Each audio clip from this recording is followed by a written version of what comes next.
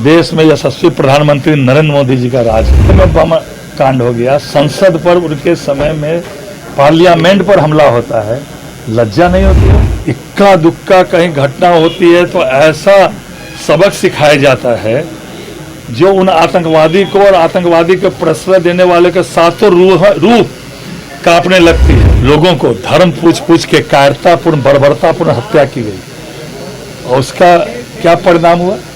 हमारी सेना पाकिस्तान में 100 किलोमीटर घुसकर चुन कर बदला लिया। कहीं कोई छोटी सी भी घटना होती है तो उसका परिणाम उसके लिए कितना भयानक होता है वो आप लोग देखते हैं। और ये कांग्रेस पार्टी जिन्होंने जब इनके आका जाते हैं दूसरे देश में तो अपने देश की बुराई करते हैं, ऐसी ऐसी बातें बोलते हैं जो आतंकवादियों को मजबूत करने वाली बातें में सत्ता शासन रहा और इस सत्ता शासन में कितनी दुर्गति इन लोगों ने देश को की। और आज भारत विश्व में भी 5वीं आर्थिक महाशक्ति है और सैन्य शक्ति में भी 5वीं शक्ति है नरेंद्र मोदी जी के शासन काल में।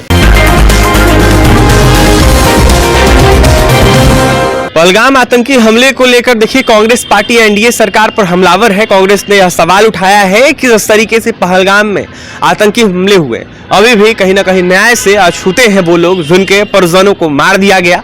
ऐसे में इस पर जब हमने सवाल किया बिहार सरकार के राजस्व एवं भूमि सुधार मंत्री संजय सरावगी से तो उन्होंने कांग्रेस पार्टी को निशाने पर लिया है और यह साफ तौर पर कहा है कि 100 से भी ऊपर आतंकियों को मार गिराया हमारे सेना के जवानों ने। इसके साथ ही उन्होंने उनके पराक्रम को देखते हुए उनको सैल्यूट किया और यह साफ तौर पर कहा है कि आतंकवाद को आतंकियों को छोड़ा नहीं जाएगा। नरेंद्र मोदी के 22 मिनट के राष्ट्र के संबोधन को लेकर भी उन्होंने बातें रखी है। वहीं क्या कुछ कह रहे हैं संजय सरावगी, सुनवाते हैं आपको। सोशल मीडिया प्लेटफॉर्म एक्स पे एक पोस्ट जारी किया है जिसमें साफ तौर पर लिखा है कि सिंदूर ऑपरेशन जो है अभी भी अधूरा है, चारों आतंकवादी जो है वो अभी भी बचे हुए हैं, उनके बारे में अभी कुछ नहीं कहा। उन लोगों को लज्जा नहीं होती है सब बात बोलते हुए? उनके शासन सत्ता में क्या हालत पूरे देश में थी?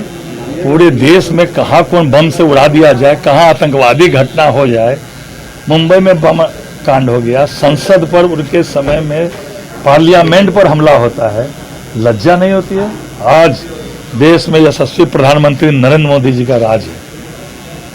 इक्का दुक्का कहीं घटना होती है तो ऐसा सबक सिखाया जाता है जो उन आतंकवादी को और आतंकवादी के प्रश्रय देने वाले के साथों रूह कांपने लगती है।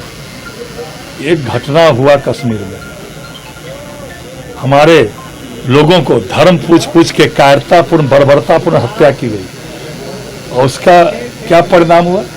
हमारी सेना पाकिस्तान में 100 किलोमीटर घुसकर चुन कर बदला लिया और ऐसा बदला लिया कि कैसे सोशल मीडिया पर कैसे पाकिस्तान के वैसे लोग कांप रहे थे, आप ही लोगों ने दिखाया है।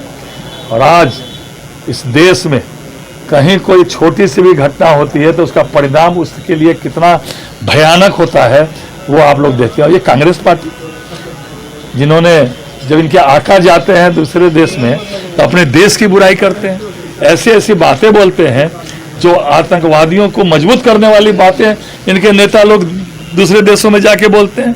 ये सब ऐसी बातें लिखते हैं, इनका काम ही यही है। इनके जब से देश आजाद हुआ इन लोगों के हाथ में सत्ता शासन रहा और इस सत्ता शासन में कितनी दुर्गति इन लोगों ने देश को की।